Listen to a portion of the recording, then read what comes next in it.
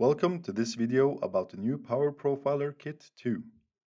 In this video, I will introduce you to the new Power Profiler Kit 2 from Nordic Semiconductor and show you how you can quickly measure the power consumption of the product you are developing. If you want to follow along, make sure you have installed the latest version of NRF Connect for Desktop, which you can find by visiting our website at nordicsemi.com and navigating to Software and Tools, Development Tools, and NRF Connect for Desktop. Go to the Download section and find the version for your operating system. The software supports Windows, macOS, and Linux. First, let's start up NRF Connect for Desktop. If you don't already have the Power Profiler app installed, you can install it from the Apps section. When installed, click Open. From here, we'll be able to control and read data from the PPK2, but before we can measure anything, we need to connect the PPK2 to our device under test, or DUT. The PPK2 supports current measurements from 200 nanoamp to 1 ampere, with dynamic range switching over the whole range to give you the best resolution possible. This enables support for our short-range nRF52 and nRF53 series, as well as our cellular IoT nRF91 series. For this example, I have chosen an nRF9160DK as the DUT, running our default asset tracker firmware. The PPK2 can act as the power supply or as an ampere meter. Here I want to use the PPK2 as an ampere meter, letting the DK be powered from its USB. I have connected the PPK2 ground to a ground point of the nRF9160DK, the V-in of the PPK2 to the bottom pin of the NRF current measurement header, and the top pin to the V-out of the PPK2. With these connections, we see that the current flow will go from the USB through the PPK2's measurement circuit and back out to the nRF9160 SIP. Refer to your kit's user guide if you want more details on how to connect your development kit. Now we'll connect the PPK2's USB for data and power to the PC. When it's turned on, the PPK2 should have a pulsating green light when it's ready to be connected to the software. With the PPK2 all set up and green, we can now connect to it.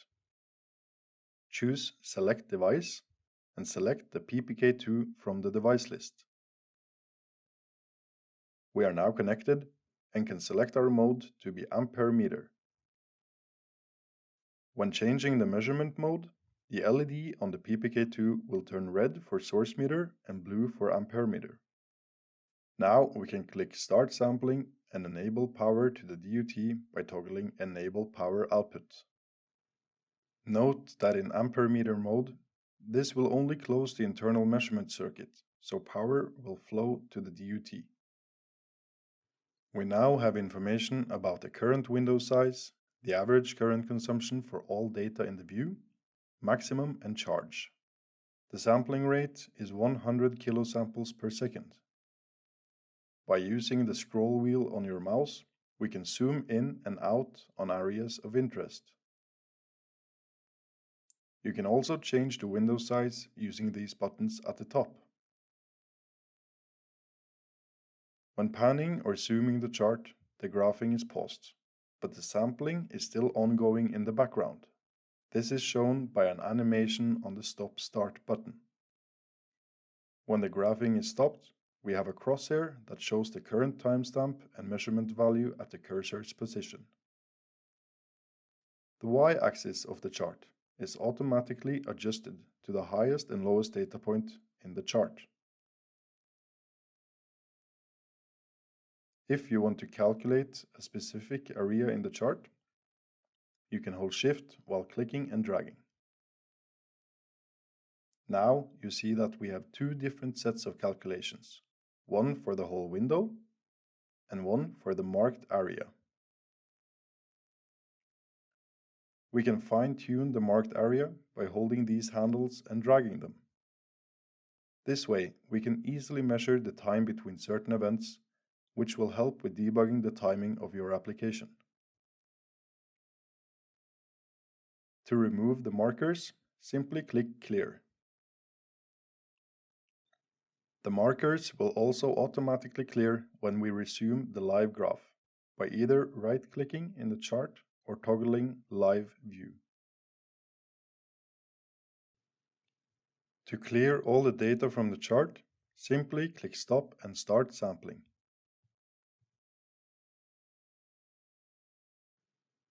The PPK2 can also act as the power source for your device.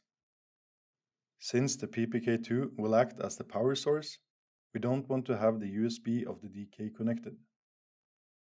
I have also connected some pins to the logic port input to give us some additional information about the firmware state.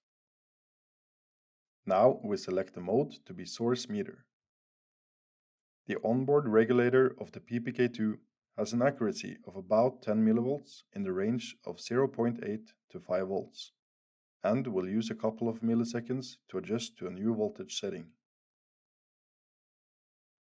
We'll adjust the voltage to an appropriate setting, for example 3 volts. Let's start sampling and enable the power output. This NRF52840DK is programmed with a modified PWM driver example from the SDK, where we can toggle through some demos showing different patterns on the 4 LEDs. If we take this demo for instance, which flashes the LEDs 3 times, pauses for a second and repeats the sequence, we can easily measure that our firmware is doing what it's told. In this case, there is 1 second of pause between the LED turning on, and the LEDs are on for 200 milliseconds at a time. To see the state of the digital inputs, let's select the connected inputs. In my case, I have connected inputs 1, 2, and 3. First, zoom the chart to below 3 seconds by either scrolling or clicking the 3-second button at the top. The digital inputs I have connected are connected to GPIO outputs, which toggles when we move to the next or the previous PWM demo by pressing button 1 or 2. The third pin is showing when the code enters the main loop.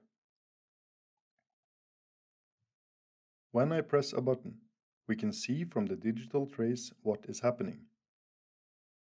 We now know exactly when the button press is registered and how often our code enters the main loop. Using the logic port gives you an extra level of depth while debugging, since you can monitor certain events and correlate them to the current consumption you are seeing.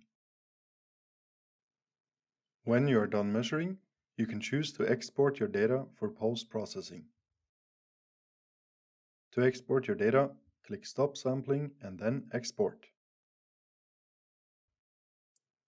Here you can choose which data to export to a comma-separated values file, or CSV, for processing the measurement data in another application. By default, exporting will export all of the data in your buffer, so to save space, we can choose to mark an area first and just export that. I want to save this chunk for my measurement. I'll click Export, and I can choose which fields to include. Let's select them all and see what we get. We can see that we now have a column for the timestamp, the current consumption, the digital pins as a single field, and individual columns for all the digital pins. This file can be processed through, for example, a script or a spreadsheet application. That was all for this time. Thank you for watching, and if you have any questions, please visit our Nordic Dev Zone. at devzone.nordicsemi.com.